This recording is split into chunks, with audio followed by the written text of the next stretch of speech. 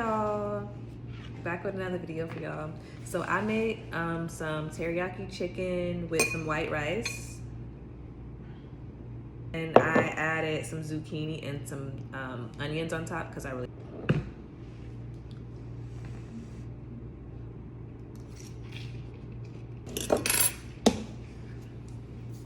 need a little bit of salt, y'all.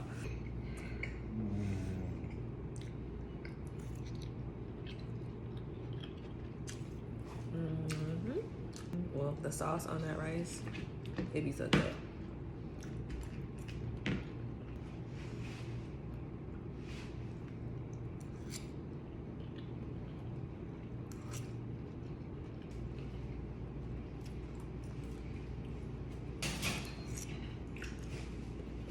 All right, y'all, here's the last bite. Cheers.